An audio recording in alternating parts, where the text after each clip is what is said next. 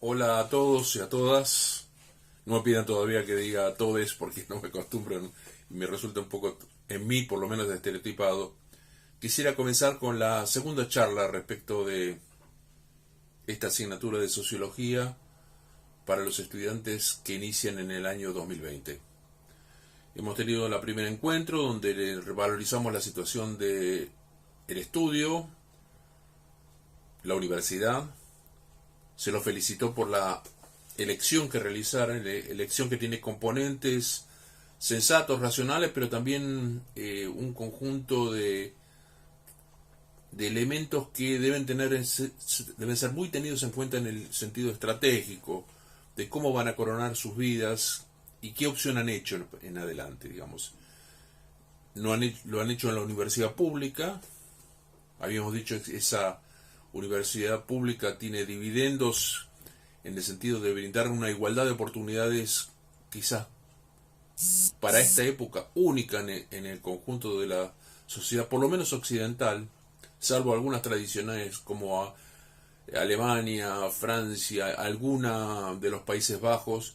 En general, el modelo universitario es el angloamericano, particularmente el norteamericano, que hacia los 80 comenzó a invadir el conjunto del hemisferio latinoamericano, ¿no?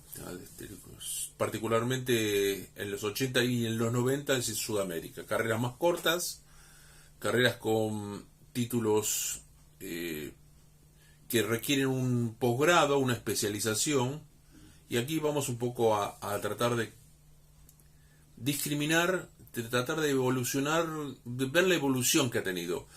Primero, para empezar, ¿qué es una universidad? Y esto es un punto importante porque ellos no han entrado en un terciario, un instituto superior de estudios agrarios, tecnológicos, docentes, sino que lo han hecho en la universidad. ¿Qué es la universidad?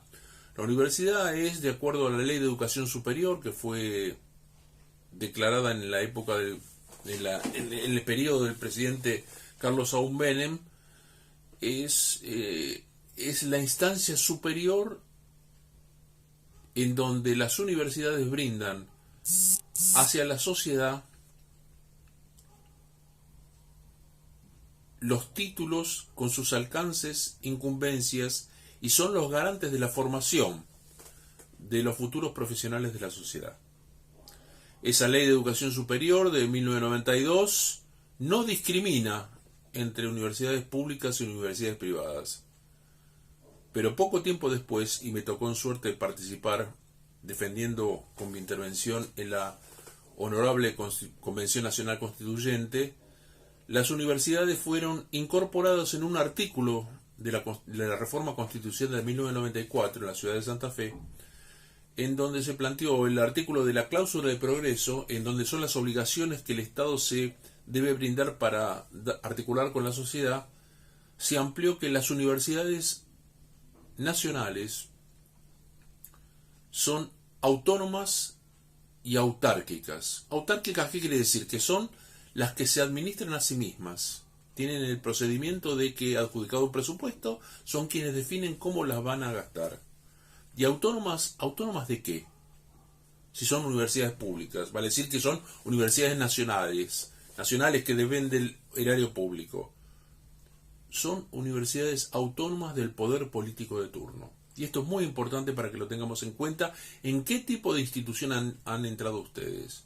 Habíamos dicho que las universidades públicas son el brazo intelectual de la nación, que todos los presidentes, excepto uno, el último, fueron graduados, egresados de las universidades públicas. Vale decir que es la sociedad argentina la que se interesa en la formación plena y más acabada, y habíamos señalado, digamos, el carácter de la libertad de cátedra de un profesor titular ganado por un concurso público de oposición antecedente. Por lo tanto, las universidades son aquellas instituciones en donde se brinda el más solvente conocimiento universitario y forman los profesionales que luego ejercerán sus profesiones en el seno de la sociedad.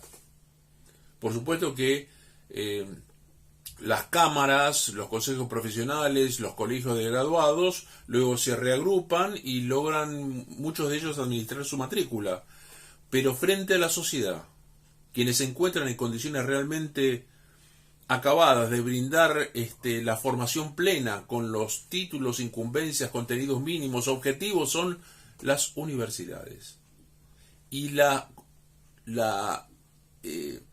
un marco regulatorio propio de la Ley de Educación Superior, de una institución que se llama la CONEAU, Consejo Nacional de Evaluación y Acreditación Universitaria, va a ser quien revise cuál es el desempeño de las universidades privadas, para las cuales hacen un seguimiento de su calidad a lo largo de la formación, y las que acompañan con sus críticas y un mejoramiento dentro de las universidades públicas. En este contexto, las universidades son parte esencial del desarrollo potencial de un país. Sería, digamos, ese núcleo duro que orienta a través de su formación y de lo más acabado de sus cuadros más prestigiados y más calificados para un desempeño en lo que va a ser el CONICET, el Consejo Nacional de Investigaciones Científicas y Técnicas, lo que es la agencia, vale decir, lo que debe la Argentina estudiar, lo que debe desarrollar la Argentina, que es materia gris. Ese núcleo duro de ese 20-25% que ha de orientar al conjunto de la nación a través de sus conocimientos, la producción y su transferencia al medio. Comprender la naturaleza de las universidades y en particular ver el lugar privilegiado que tienen las universidades públicas es un componente que ustedes deben tenerlo muy pero muy en cuenta. Tener en cuenta esto implica valorar y ver que ha habido una muy larga tradición por la cual se defendió este concepto que habíamos dicho en la primera charla, 1918, la reforma, la rebeldía de los estudiantes cordobeses, Gabriel del Mazo, Teodoro Roca, el manifiesto liminar, vale decir, un documento por el cual se exige autonomía y colegiación, vale decir, que las universidades deben ser dirigidas por profesores, graduados y estudiantes.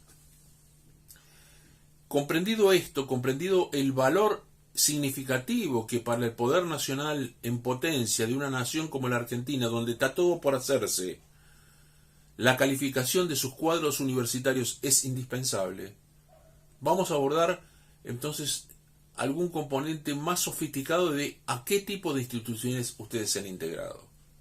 ¿Son las universidades una institución nueva o vieja? Las universidades se consolidan en un proceso de transformación, en constante evolución, pero son una de las pocas instituciones que vienen de lejos, que vienen desde hace más de 10 siglos. ¿Qué quiere decir esto? Que son pocas las instituciones que remontan hacia nuestra era, vale decir el nacimiento de Cristo, desde la época del Renacimiento. Son contadas con los dedos de la mano realmente las instituciones que sobrepasan, entre una de ellas está el Vaticano, justamente. ¿Y quién crean las universidades? Qué duda, ¿no? Hoy tenemos universidades hiper sofisticadas, con transferencia al medio, con desarrollos de ciencia y tecnología, con investigación y desarrollo, estando en mucha codependencia con instituciones fuertemente económicas, laboratorios, instituciones económicas. La crean sorprendentemente el Papa. ¿Y qué universidad crea la primera universidad que crea el Papa? La primera universidad que se crea es la Universidad de Bolonia. Bolonia es una ciudad que hoy continúa siendo una ciudad estudiantil, tipo La Plata, tipo Córdoba, parece con mucha masa estudiantil. Se remonta, digamos, entre el norte y Roma, ¿vale? Sí, se encuentra en el intermedio. Y una particularidad para seguir todo este camino por el cual nosotros nos enorgullecemos en la UBA y en la Universidad Reformista de los valores de la universidad pública. Porque esencialmente esas son universitas scholarum. ¿Qué quiere decir? Que el Papa crea una universidad para los ultramontanos, los que venían de fuera de Italia, y los intramontanos, los que estaban en la bota italiana, lo hacen con un cuerpo colegiado en donde lo dirigen los estudiantes. Recordemos esto para luego ver la República de Estudiantes en las universidades públicas, para ver la Universidad Reformista. En este contexto, esa primera universidad de Bolonia es una universidad dirigida por los estudiantes, por los escolares. La segunda universidad va a ser la de París. La de París ya es una universidad de profesores. Pero la primera universidad que se crea en España es una réplica de la Universidad de Bolonia. ¿Cuál ha de ser? ¿Será lo que deba ser? ¿Y qué dicen en casa? ¿Qué dicen en casa? ¿Será lo que deba ser? Lo que natura non dà, sino Salamanca non presta, la Universidad de Salamanca. Y la universidad argentina más vieja no es la UBA. La universidad argentina más vieja va a ser una universidad creada por los jesuitas, la Universidad de Córdoba. Una universidad ancestral, centenaria, varias veces centenaria. Y esa la van a tomar los jesuitas y van a reproducir, digamos, obviamente ustedes saben que a fines del siglo XVIII son erradicados los jesuitas de la Argentina, pasa a ser una universidad eminentemente clerical, pero toda esta evolución del concepto de universidad con Oxford, Cambridge, Glasgow, vale decir que el conjunto de pequeñas universidades que van creciendo en los siglos XV, XVI, XVII, XVIII, van integrándose también con la ciencia. Las sociedades científicas crecen por fuera de las universidades porque inicialmente las universidades eran instancias clericales, vale decir que estudiaba teología, vale decir la ciencia dominante de la religión, del estudio de religiosos, o en la jurisprudencia clerical, vale decir los fundamentos propios de aquella época. Pero hacia el siglo XVII, XVIII, las sociedades científicas van permeando gradualmente con sus propias resistencias, porque la universidad es una institución eminentemente corporativa, van a tener una fusión que va a cobrar un sentido muy importante hacia el inicio del siglo XX y particularmente en la segunda posguerra.